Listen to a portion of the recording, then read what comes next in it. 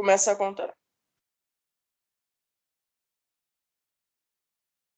Fala pessoal, meu muito bom dia, boa tarde, boa noite. Para quem não me conhece, eu sou Joyce dos Santos e esse é mais um vídeo no canal Aprovação em Dia. Hoje eu estou aqui com a minha dupla do sucesso, com uma aulinha maravilhosa sobre propriedades periódicas. Sim, Joyce está participando de um FIT de Química, exatamente. Então vamos lá, galera.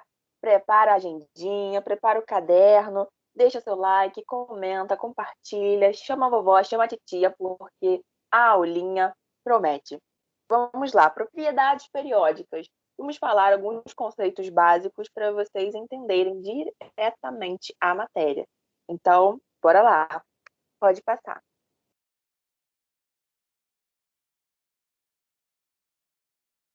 O que são propriedades periódicas? Tirem print, façam o que vocês quiserem.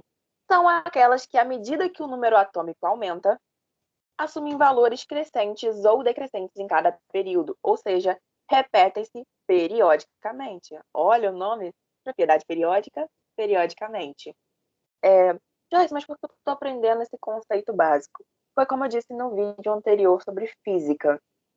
Ligamos muito para a parte prática da matéria, seja em química, seja em matemática, física, que muitas das vezes esquecemos a teoria e na hora de aplicar até mesmo o cálculo, isso pode prejudicar. Então, sim, a teoria é importante e precisa ser revisada e essa aulinha é justamente para isso, tá bom?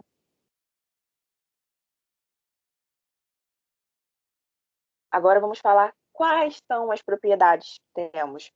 Raio atômico, energia de ionização, afinidade eletrônica, eletronegatividade, eletropositividade, reatividade e propriedades físicas. Vou falar um pouquinho de cada uma, ou pelo menos tentar, tá bom?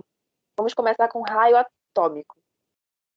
É a distância que vai do núcleo do átomo até o seu elétron mais externo.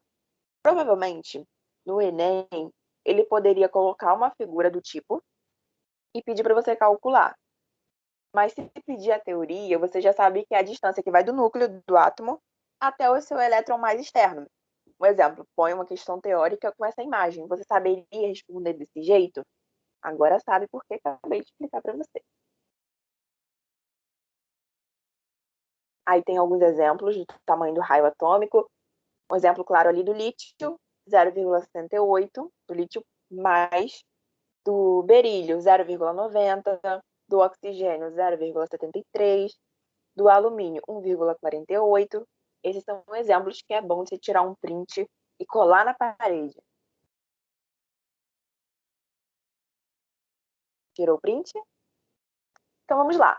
Para comparar o tamanho dos átomos, devemos levar em conta dois fatores. Anota aí.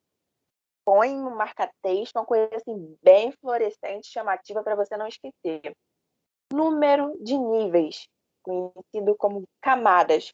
Quanto maior o número de camadas, maior será o tamanho do átomo. E quantas camadas nós temos? Alguém sabe responder? 7. Então, vamos lá. Caso os átomos comparados apresentem o mesmo número de níveis, ou seja, de camadas, devemos usar outro critério. Ou seja, se você achar um elemento que tem a mesma quantidade de camadas, você não vai usar essa comparação, que já está igual. Número de prótons. O átomo que apresenta maior número de prótons exerce uma maior atração sobre seus elétrons, o que ocasiona uma redução no seu tamanho.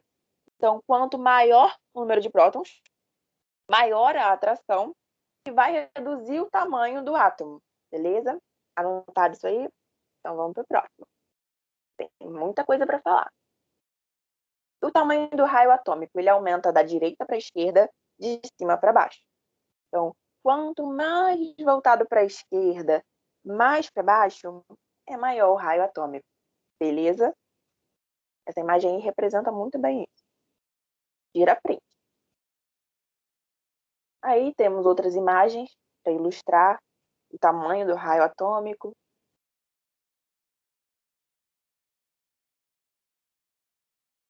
Esse gráficozinho aí, só para mostrar mesmo, para ilustrar de uma forma mais 3D, entre aspas.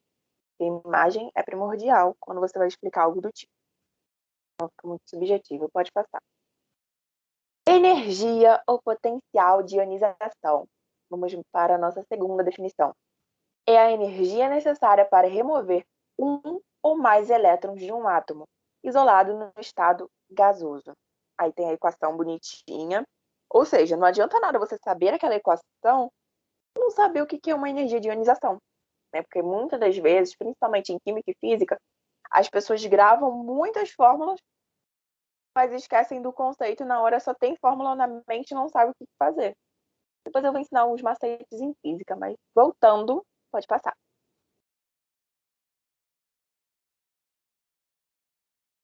Ó, acabei de dizer. Quanto maior o tamanho do átomo, menor será a energia de ionização. Na primeira definição era quanto maior a energia, menor o átomo. Aqui não. Na energia de ionização, quanto maior o tamanho do átomo, menor será a energia. Tá bom? Aí essa vem da direita para a esquerda, de baixo para cima. É oposta. Pode passar. Olha lá, outra imagenzinha para ilustrar. Lembrando que quando você for tirar print dessa imagem, coloca sobre o que é. Por exemplo, essa imagem de energia de ionização. Então, coloca ela, senão você vai confundir, porque vem muita coisa parecida, né, na hora de você olhar graficamente ou algo do tipo. Pode passar. O aumento da energia de ionização, como eu tinha dito, da esquerda para a direita, de baixo para cima. Ou seja, na camada 7, no potássio, a energia é menor. Eita, saiu. A energia é menor do que a do lítio. Pode passar. Aí são os exemplos. Olha o exemplo prático aí. Você sabendo a teoria da energia de ionização e a fórmula. Olha que coisa maravilhosa. E a motoca aqui está insistindo em passar. Pode passar. Hoje aqui é teoria. Não vou ficar falando, faz essa continha, não. Aí tem uma tabelinha muito da bonita. Podem tirar print também, que eu não vou explicar a tabelinha, não. É só para vocês terem uma noção.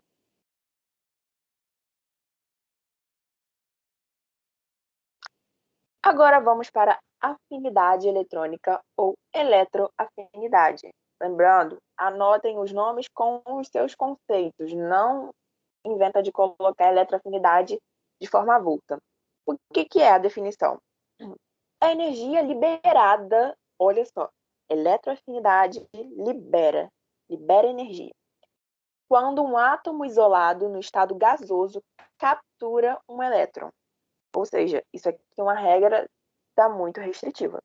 É uma energia liberada quando um átomo isolado no estado gasoso captura, entre aspas, pega para si um elétron. E tem a equaçãozinha aí bonitinha. Olha, a afinidade eletrônica aí vem da esquerda para a direita, de baixo para cima, tá bom? E ali em vermelhinho são os gases nobres, tá bom? Hélio, neônio, argônio, criptônio, xenônio e radônio.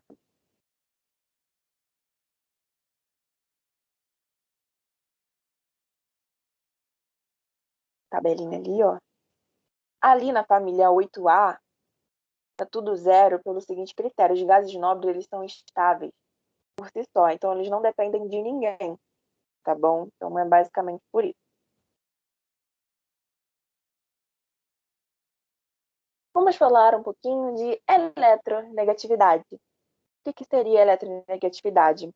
A força de atração, prestem atenção, marca isso aí com o seu marca-texto, seja de qual marca, bem, bem fluorescente.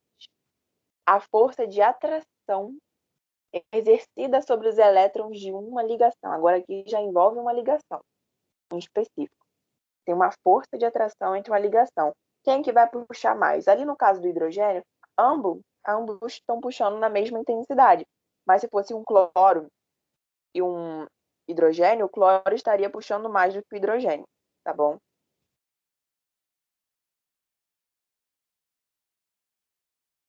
Aí vem aí a eletronegatividade, esquerda para direita, de baixo para cima. Quanto maior para a direita para cima, maior a sua eletronegatividade. Eu vou ensinar um macete para vocês agora de eletronegatividade. Vocês vão colocar a seguinte frase: fui ontem no clube, bebi. Esqueci o macete. Vamos lá. Fui ontem no clube, briguei e saí carregado para o hospital. Quais elementos são? Flúor, oxigênio, nessa ordem. O flúor é o mais eletronegativo. Flúor, oxigênio, nitrogênio, cloro e entre os outros. Esses são os principais que você tem que gravar. Igual tá marcando ali. O flúor, o cloro, o bromo, o iodo, o oxigênio, o nitrogênio, o carbono. Todos esses você tem que gravar, que são os mais eletronegativos. Dentre os disponíveis ali é o flúor. Tá, beleza? Esqueci o macete por um momento, mas vai passando.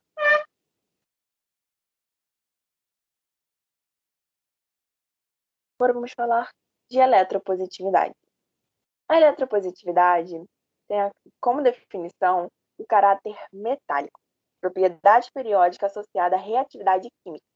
Aí aqui já vem para aquele caráter metálico, não metálico, com reações, tá bom?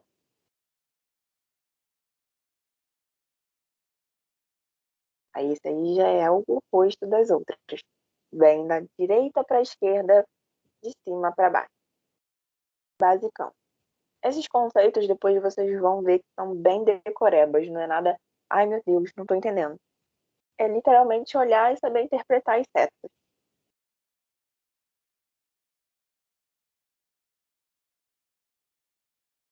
Vamos falar um pouquinho de propriedades físicas dos elementos.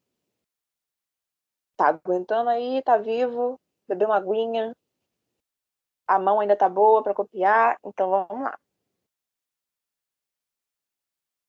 Densidade. Eita, aqui são os conceitos que tem também na física. Densidade. Gente, essa fórmula aqui é primordial para qualquer coisa básica em química e até mesmo em física. Então vamos lá. O que é a densidade?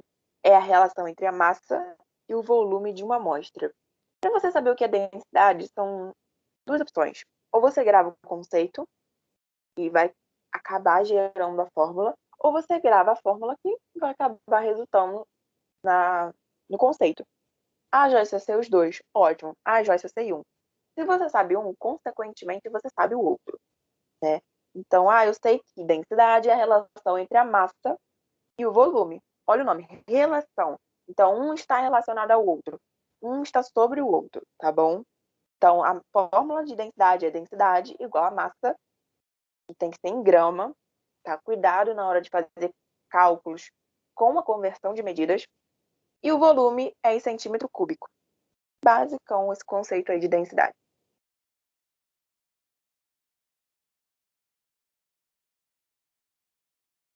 Ósmio, né? Isso aí é uma curiosidade. O ósmio é o elemento mais denso, ou seja, a massa dele pelo volume, entre todos que estão na tabela periódica, é o mais denso. Se cair no Enem ou no vestibular, que eu acho que o vestibular é mais específico, você já sabe o que é o ósmio, tá bom?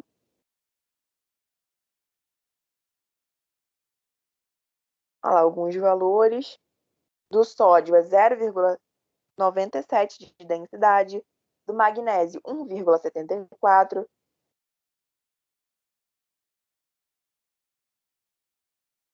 Olha o ósmio ali. Observações. Metais leves têm a densidade menor do que 5 gramas por centímetro cúbico. Metais leves. Quais são? Magnésio, alumínio, sódio, potássio, entre outros. Metais pesados. A densidade é maior do que 5 gramas por centímetro cúbico. Tá bom? Olha o ferro ali, olha o ferro ali. Mais eletronegativo, mais pesado, com a densidade elevada, né? Ferro, níquel, cobre, o zinco, argônio. Não tem nem argônio, né? Não, eu errei ali naquela parte. E o ósmio ali novamente. Temperatura de fusão, vulgarmente conhecido como TF, né? Porque na tabelinha não vai estar assim, um gráfico, temperatura de fusão. Não, vai estar TF ali, provavelmente. E temperatura de ebulição, TE.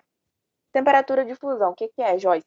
Temperatura na qual uma substância passa do estado sólido para o líquido. Fusão, sólido para o líquido.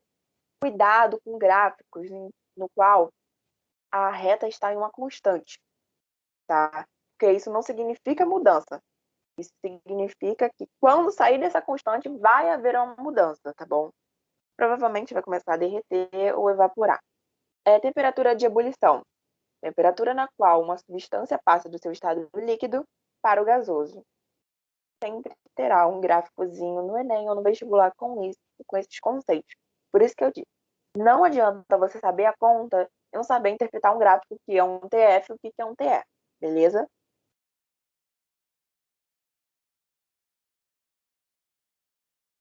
Aí ali tem a tabelinha de novo, ensinando o aumento do ponto de fusão e ebulição. Da direita vai de baixo para cima, da esquerda de cima para baixo, e né, se localiza o aumento do ponto de fusão e ebulição no meio. Sim, sim, essa foi a minha partezinha. Né? Eu disse que era bem básica, conceitos que muitas das vezes pecamos, né? Deixamos de lado. E agora vou deixar a palavra, a explicação para a rainha da química, né? Porque eu sou da física, gente. Eu sou da física, mas eu aceitei o desafio.